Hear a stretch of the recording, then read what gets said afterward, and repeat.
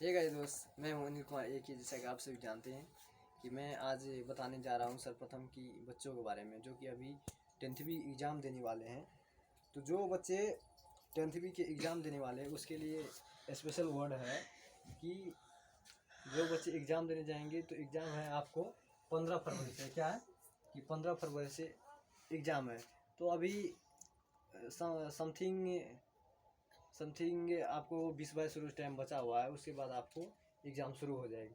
तो लड़के की बात नहीं है, लड़के तो जहाँ तक है जहाँ तक हो सकता है लिख ही देते सही गलत। लेकिन लड़की लोग क्या होते हैं कि बहुत सारी स्कूल कोचिंग संस्थाएं प्राइवेट स्कूल में नहीं पढ़ती है, सरकारी स्कूल में पढ़ती है। तो उससे क्या होता है उतनी पढ़ने लिखने की कॉन्फिडेंस नहीं होती है, ध्यान नहीं होती, रुचि नहीं होती।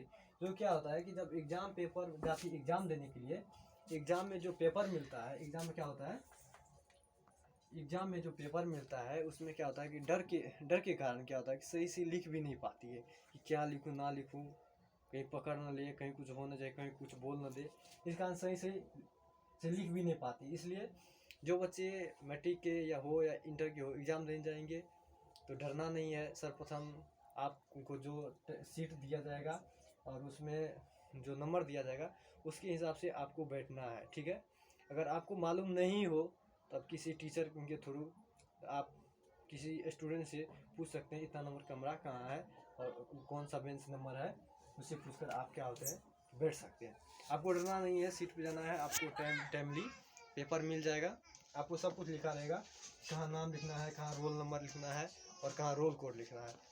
तो सब कुछ भर देना है। अगर यहाँ तक कि अपनी जितनी हो सकती है एड्रेस बता रही आपको नहीं हो रहा है तो अड़ोसी पड़ोसी से आप देख सकते हैं। जैसे कि आपको क्वेश्चन पेपर मिल गया तो आप किसी को नहीं दिखा सकते हैं और नहीं देख सकते। अपने मन से जितना पढ़े लिखे हैं उसके दिमाग के थ्रू, माइंड के थ्रू आप उसको लिख सकते हैं। जहाँ तो होता है कि आप जितने सवाल जानते हैं, ठीक है, जितने सवाल आप जानते हैं, सवाल के आंसर जितने क्वेश्चन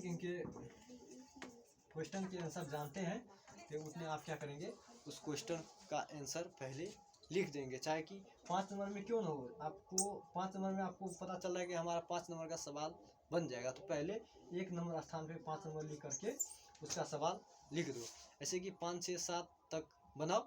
उसके बाद अगर नहीं भी हो तो उसके जितना जुड़ता है, जितना समझ में आता है माइंड में, उतना आप लिख सकते हैं, ठीक है। जैसे आप सीसीटीवी कैमरा भी लगा होता है, आप चोरी तो करने देता नहीं है, अगर नहीं है तो आप अगल बगल झाँक सकते हैं। लेकिन जैसे ही आए टीचर कोई तो अपना साइलेंट लिखना है, इस तरह से करना है। तो आप चलिए मैं डायरेक्ट आ गया था कि एग्ज़ाम कैसे दे।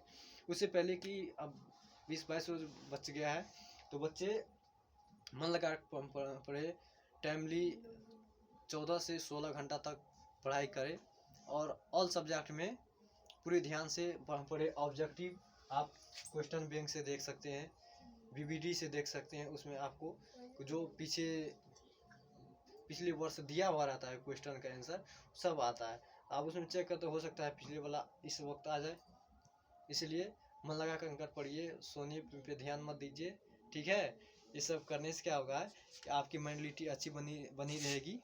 और आपको मैं बताने जा रहा हूँ कि प्रथम डे जो है फर्स्ट डे क्या होता है। फर्स्ट डे है आपको हिंदी। तो हिंदी बहुत इजीली है, तो हिंदी के लिए आपको दिक्कत नहीं होगी। इसके लिए आप क्या होता है कि सुबह शाम उसको पढ़िए। पढ़ने से याद नहीं रहता है तो आप लिखिए और लिख करके आप मन से भरिए, ठीक है। और इसी तरह से आप पास कीजिए। दूसरे मैथ है, मैथ तो सर हर किसी के लिए कठिन है।